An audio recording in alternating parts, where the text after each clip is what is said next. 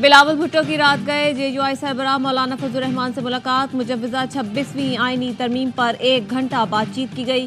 PP वक्त में नवेद कमर, मुर्तजा वहाब और जमील सुमरो मौजूद थे। मुलाकात में जेयूआई रहनुमा मौलाना लतीफुर रहमान, असद महमूद, कामरान मुर्तजा शरीक थे।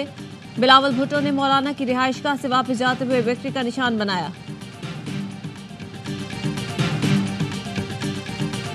अडियाला जेल में सुबह की रिक्वेस्ट की हुई है, अभी इजाज़त का पता चला है कि इजाज़त दे दी है उन्होंने। अब हम इंशाल्लाह सुबह जाएंगे और जो खान साहब कहेंगे सुबह आके। पीटीआई रहनुमाओं को बानी पीटीआई से मुलाकात की यकीन दहानी करवा दी गई। जराये का कहना है कि पीटीआई रहनुमाओं की आज सुबह 8 बजे बानी से मुलाकात करवाई जाएगी। पीटीआई का 5 रुकनी वफ्द बानी से अडियाला जेल में मुलाकात करेगा। मौलाना फजल रहमान की रिहाइशगाह पर मामला हुकूमती वफ्द के सामने रखा गया। वफ्द बानी पीटीआई के साथ आईनी तरामीम पर मुशावरत करेगा। बैरिस्टर गौहर ने बताया, मौलाना के साथ इत्तेफाक राय हो चुका। कमेटी ने वही ड्राफ्ट मंजूर किया जिस पर मौलाना से बात हो रही थी। बिलावल भुट्टो से भी सलाम दुआ हुई। असद कैसे कहते हैं मुसवदे पर बात नहीं हुई। आईनी तरामीम के कुछ निकात पर इत्तेफाक है, लेकिन फैसला करने की ताकत बानी के पास है।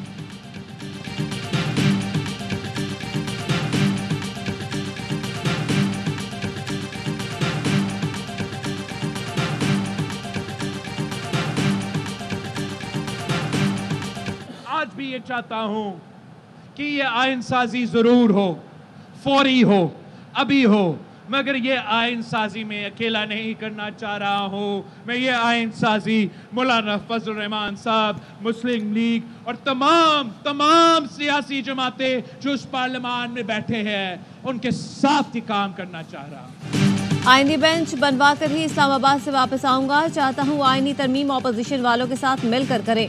ऑपोजिशन को कायल करने की आखिरी कोशिश करूंगा। कोशिश में नाकाम होता हूं तो फिर जमहूरियत और विफाक के लिए दुआ करनी चाहिए। बिलावल भुट्टो का हैदराबाद में सानहा कासास की याद में जलसे से खिताब। कहा, हमारा मुतालबा जायज़ है, बराबरी की अदालत बनाना पड़ेगी। हमने पीटीआई की आज बानी से मुलाकात का बंदोबस्त करा दिया था। बहुत समझौतों के बाद भी हमारा साथ ना दिया तो मजबूरी में मुझे मुतनाज़ रास्ता इख्तियार करना होगा। विफाक और सूबों की सतह पर आईनी बेंच बनाना होगा। बेशक वो मुतनाज़ तरीका हो। नून लीग के साथ मिलकर आइन साजी करूंगा। जस्टिस काजी फायज़ा ने जो काम किया तारीख उसे याद रखेगी।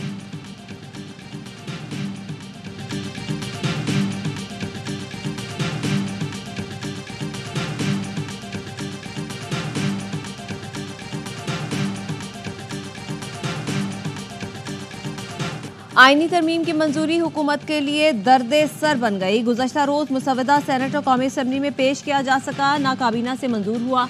वज़ीर आज़म शहबाज शरीफ की ज़ेर सदारत विफाकी काबीना का इजलास आज सुबह 9:30 बजे दोबारा होगा। विफाकी काबीना को गुज़श्ता रोज के इजलास में पार्लियामेंट की खुसूसी कमेटी ने मंजूर शुदा आईनी तरमीम के मुसवदे की मंजूरी देना थी, लेकिन इजलास बेनतीजा खत्म कर दिया गया। हुकूमती पार्लिमानी पार्टी का इजलास आज दोपहर 2 बजे तलब। वज़ीर आज़म शहबाज शरीफ अरकान के एजाज़ में ज़ोहराना देंगे।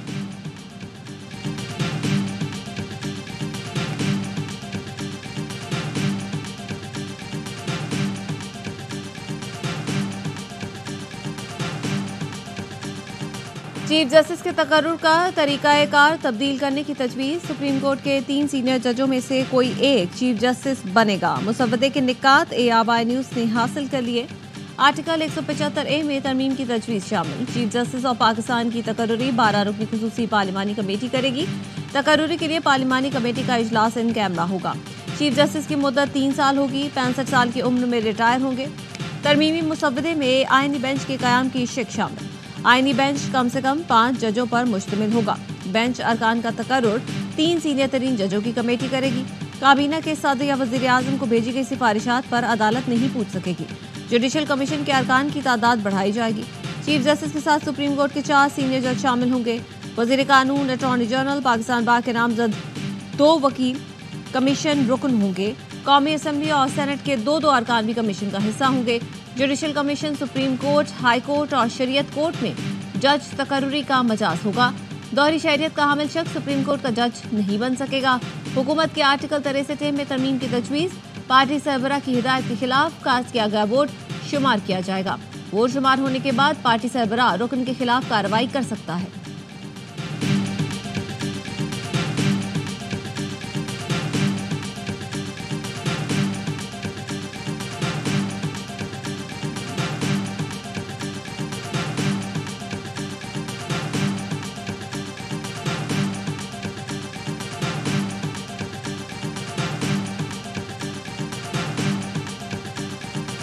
इत्तेफाक राय से एक ड्राफ्ट जो है वो मंजूर हो गया है। ये एक बहुत बड़ी पेशरफ्त हुई है। मौलाना फजलुर रहमान साहब ने सारी जिद्दोजहद में बड़ा मुस्बत किरदार अदा किया है। बिलावल भुट्टो साहब ने भी इसमें निहायत सरगर्मी से किरदार अदा किया।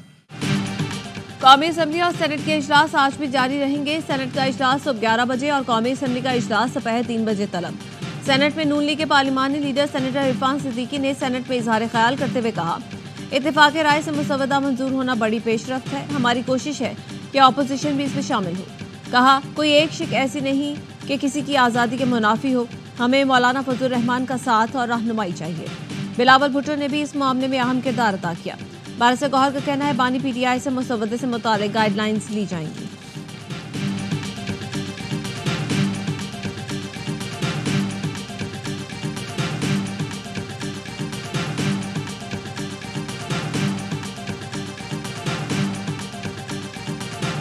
मेंबरान असेंबली इस आइन साजी के अमल पे वही वोट डालेंगे जो मैं वोट डालता हूँ। अगर मैं किसी हुकूमत की तजवीज के खिलाफ वोट देने का हदायत देता हूँ, अगर मैं उठता नहीं हूँ या हमायत का वोट नहीं देता हूँ, ना कहता हूँ, तो कि आपने अपना पार्टी का चेयरमैन वो वोट देना। जहां मैं वोट दूंगा वहां आपको वोट देना है। किसी शिक की हिमायत नहीं करता तो आपने भी नहीं करनी।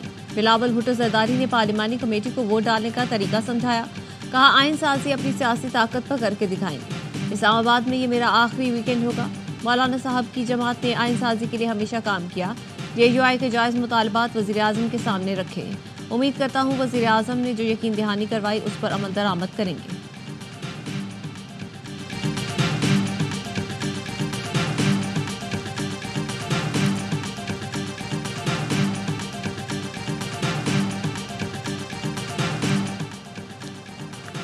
इलेक्शन एक्ट में तरमीम से सुप्रीम कोर्ट का 12 जुलाई का फैसला गैर मौसर नहीं हो सकता। इलेक्शन कमीशन सुप्रीम कोर्ट के फैसले पर अमल दरामद का पाबंद है। एक्ट में तरमीम का माजी से इतलाक नहीं हो सकता। मखसूस नशिस्तों के केस में सुप्रीम कोर्ट के अक्सरियती 8 जजेस ने दूसरी वजाहत जारी कर दी। कहा, तमाम आईनी सवालात का बगौर जायजा लिया गया, अब कोई वजाहत नहीं दी जाएगी। सुप्रीम कोर्ट के फैसले के बाद की जाने वाली इलेक्शन एक्ट में तरामीम की कोई हैसियत नहीं। आर्टिकल 189 के तहत सुप्रीम कोर्ट के फैसले पर अमल दरामद लाजिम है। इलेक्शन कमीशन मजीद कोई वजाहत मांगे बगैर अदालती फैसले पर अमल दरामद का पाबंद है।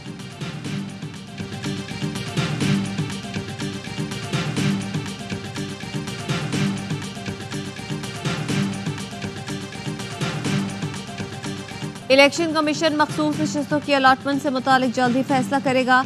ज़राए इलेक्शन कमीशन का कहना है, पार्लियामेंट की कानून साजी को सुप्रीम कोर्ट फैसलों पर बरतरी है। सुप्रीम कोर्ट खुद कह चुका, कानून साजी को अदालती फैसलों पर फौकियत है। इलेक्शन कमीशन आईनी इदारा है, आइन के मुताबिक अपना काम करता रहेगा। असेंबली और सेनेट अभी नामुकम्मल है। इलेक्शन कमीशन ने ही अपना आईनी इख्तियार इस्तेमाल करके नामुकम्मल हाउस को मुकम्मल करना है। कानूनी माहिरीन ने इलेक्शन कमीशन को मखसूस नशिस्तों पर मुअत्तल अरकान की बहाली की तजवीज़ दे दी। ज़राए का कहना है कि इलेक्शन एक्ट तरमीम के बाद सुप्रीम कोर्ट का हुक्म गैर मौसर हो जाता है। कानूनी टीम ने इलेक्शन एक्ट पर अमल करने की हतमी तजवीज़ दी। इलेक्शन कमीशन का मखसूस नशिस्तों से मुतालिक मशावरत जारी रखने का फैसला। पीर को दोबारा इजलास बुलाए जाने का इम्कान।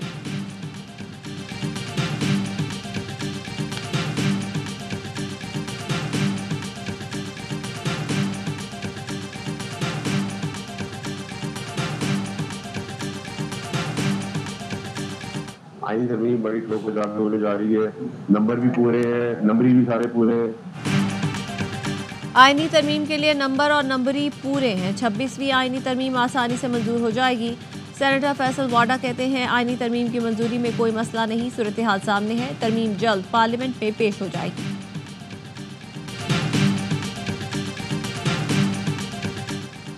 कराची में रात गए 4 खवातीन का लर्ज़ाखेज़ कत्ल। ली मार्केट में वाक़या इमारत की 6ठी मंजिल से गला कटी लाशें मिली। पुलिस के मुताबिक तेज़धार आले से कत्ल किया गया। तशद्दुद के निशान है। मक़तूलीन की उम्र 13 से 51 साल के दरमियान है।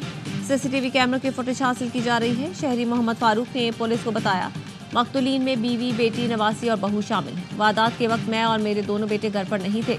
किसी पर शक नहीं, न किसी से दुश्मनी है।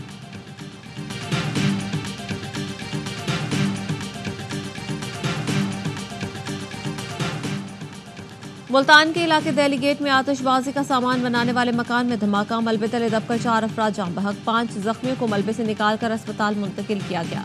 आतिशगीर मवाद में मुसलसल धमाके होने की वजह से रेस्क्यू ऑपरेशन में दुश्वारी का सामना करना पड़ा। आईजी पंजाब डॉक्टर उस्मान अनवर का नोटिस, आरपीओ मुल्तान से रिपोर्ट तलब कर दी।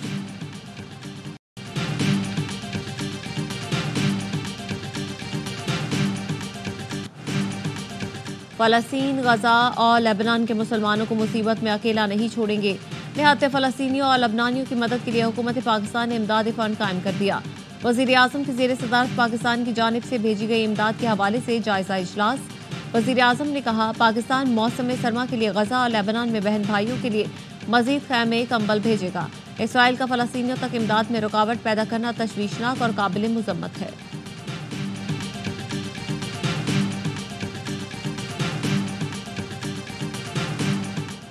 FBI ने भारतीय खुफिया एजेंसी के अहलकार को मतलूब अफराद की फहरिस्त में शामिल कर लिया। भारतीय एजेंट विकास यादव का पोस्टर जारी। अमरीकी महकमा इंसाफ ने भारतीय एजेंट विकास यादव पर गुज़श्ता रोज फर्द जुर्म आयद की थी। गुरपतवंत सिंह पन्नू के कत्ल की साजिश में भारतीय शहरी निखिल गुप्ता अमरीकी हिरासत में है। डायरेक्टर FBI क्रिस्टोफर रे के मुताबिक निखिल गुप्ता और विकास यादव अमरीकी शहरी के कातिलाना साजिश में मुलव्वस है। FBI इस तरह के पुरतशद्दुद वाक़यात बर्दाश्त नहीं करेगी। कनाडा ने भी सिख रहनुमा हरदीप सिंह निज्जर के कत्ल में मुलव्वस रॉ एजेंट पवन कुमार राय की शनाख्त जारी कर दी। कनाडा के शहर टोरंटो में सिखों का एहतजाज, भारतीय सिफारतखाने और कॉन्सुलेट बंद करने का मुतालबा।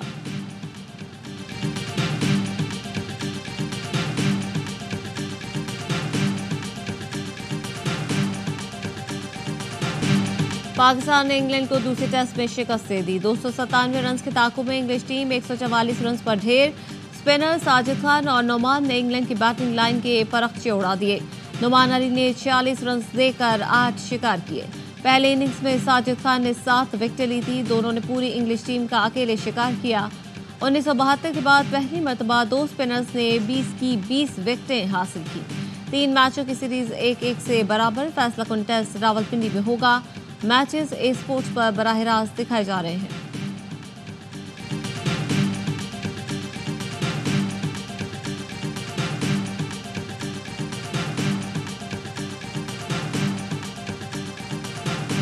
दुआ है मेरा बेटा अगले मैच में पूरी 20 विकेटें उड़ाए। नुमान अली की वालिदा की दिलचस्प ख्वाहिश। वालिद ने कहा, बेटे की शानदार कारकर्दगी पर फख्र है, शुक्र अदा करने के लिए अल्फाज नहीं। मैच के हीरो साजिद खान के भाई बोले, वालिदा समेत तमाम घर वाले बेहद खुश हैं। घर में शादी जैसा जश्न है। साजिद ने पहले ही कहा था, मौका मिला तो पाकिस्तान को जितवाऊंगा।